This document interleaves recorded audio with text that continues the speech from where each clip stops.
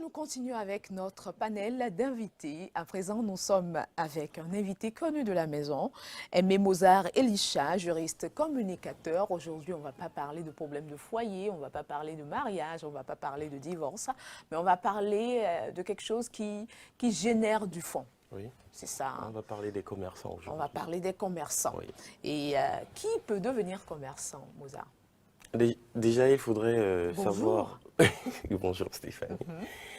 Déjà, il faudrait savoir comment est-ce que la loi appréhende le statut de commerçant. Le commerçant est défini à l'article 2 de l'acte uniforme de l'OHADA, portant droit commercial général, comme étant une personne qui exerce des activités, des actes de commerce par nature et en fait sa profession habituelle.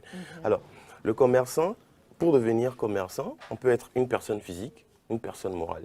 Lorsque vous êtes une personne physique, quand je parle de personne physique, je parle d'individus. Les personnes physiques, pour être commerçants, doivent donc exercer des actes de commerce par nature. Quand je dis actes de commerce par nature, j'entends par exemple l'achat pour la revente, la location de biens meubles, la location de biens immeubles, etc. Donc, exercer des actes de commerce par nature, mais exercer ces actes de façon répétée, de façon régulière, de manière à en faire sa profession. Alors, lorsque on effectue ces actes, lorsqu'on exerce ces actes, naturellement, il y a des conditions à remplir devant l'État, donc pour être reconnu comme étant un commerçant. Parce que vous n'êtes pas sans savoir qu'il y a beaucoup de personnes qui ouvrent des boutiques, qui ouvrent des commerces de façon illicite ou de façon illégale, si on veut, sans pour autant remplir les conditions qu'il faut. Les conditions qu'il faut, les conditions de forme notamment, c'est l'immatriculation au registre du commerce et du crédit immobilier. Vous avez la plupart des personnes exerçant des actes de commerce au Bénin, pour ne pas dire la grande majorité, ne sont pas immatriculées.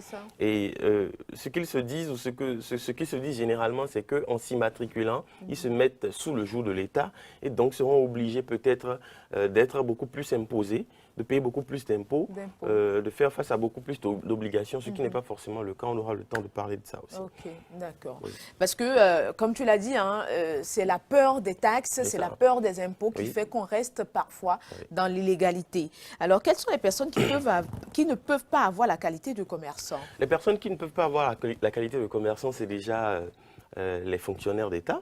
Là, on parle d'incompatibilité. Lorsque vous êtes fonctionnaire d'État, vous travaillez, vous êtes titularisé dans un grade de la fonction publique, que vous soyez enseignant, médecin, magistrat. En tout cas, à partir du moment où vous êtes reconnu comme étant fonctionnaire d'État, vous perdez systématiquement tout droit à la qualité de commerçant. C'est pour dire que il est impossible, voire il est interdit à toute personne étant fonctionnaire d'avoir une boutique, d'avoir un fonds de commerce, d'avoir une entreprise qui, d'une manière ou d'une autre, effectue des actes de commerce. C'est vrai que ce n'est pas ce que nous constatons, mais c'est une grande fraude à la loi qui est sévèrement punie par la loi de 2011 portant lutte contre la corruption République du Bénin. Sévèrement punie. Des commerçants, des fonctionnaires qui, en même temps, font du business. Qui font du business. Hein. Ils passent de bureau en bureau chez les autres collègues pour... bon, aujourd'hui, on va manger, c'est ça que j'ai préparé, on partage, on emmène des habits aussi et on va chez les collègues et puis...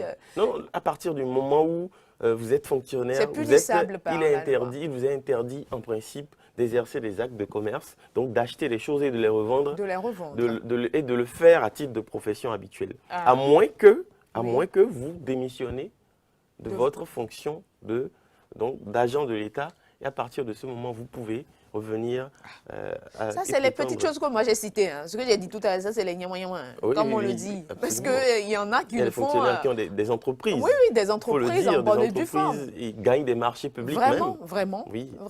Donc, c'est punissable par la loi. Il n'y a pas que ça également, il y a également les déments.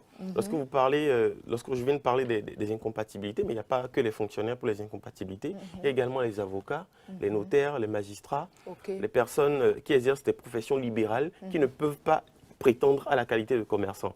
Donc, je ne peux pas être avocat, plaider au barreau, plaider plutôt au prétoire et revenir encore dire que j'ai une entreprise, que je gère. Non, ce n'est pas possible. Vous savez, généralement, dans ce genre de situation, la petite technique, c'est qu'on met le nom de son enfant ou le nom de sa femme sur l'entreprise. Oui, c'est ça. Voilà, et on essaie de contourner la loi.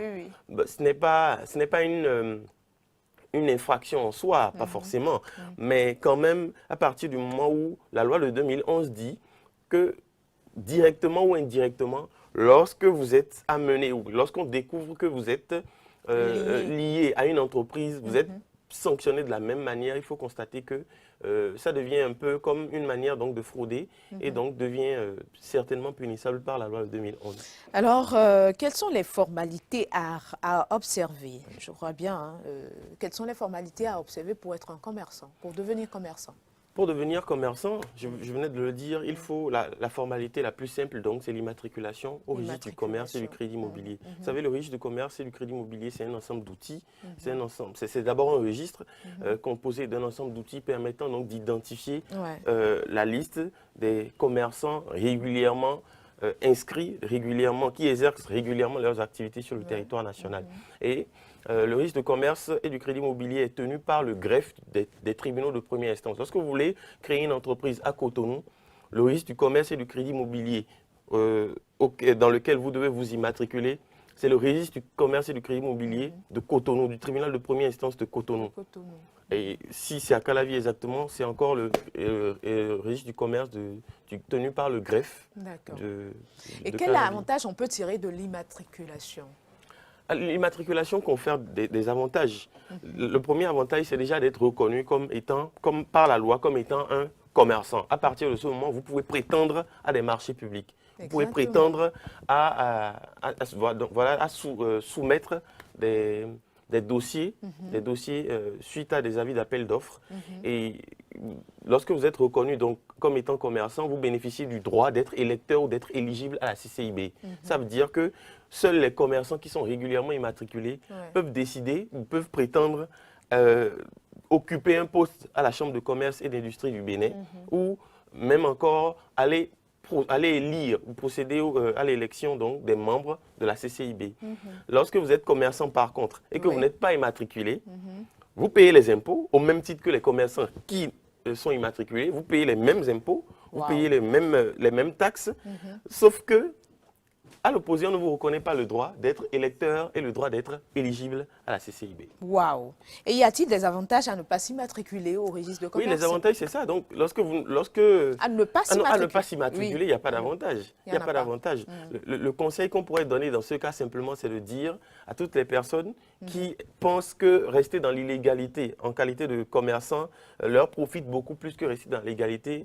En fait, qu'ils se trompent et qu'ils ont beaucoup plus d'avantages, encore que les formalités ont été réduites aujourd'hui. Ils ont beaucoup plus d'avantages à s'immatriculer au registre du commerce et à avoir cette qualité de commerçant parce que parfois l'État vote des lois et accorde des exonérations fiscales aux personnes qui débutent des activités commerciales et qui sont dans leurs premières années d'exercice. Je peux le confirmer. Oui. Je connais quelqu'un qui a fait ça.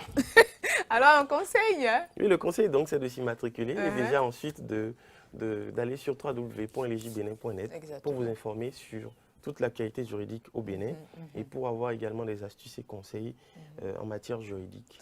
Voilà. Vous pouvez également, je vais finir pour dire, vous pouvez également aller sur Facebook, taper Légi Bénin sur Facebook, aimer la page et abonnez-vous pour avoir régulièrement toutes nos informations.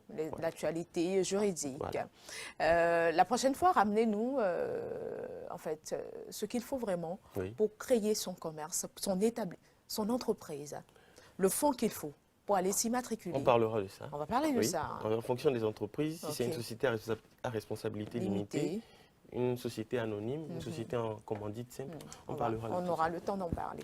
Merci beaucoup, Aimé Mozart Elisha. Vous êtes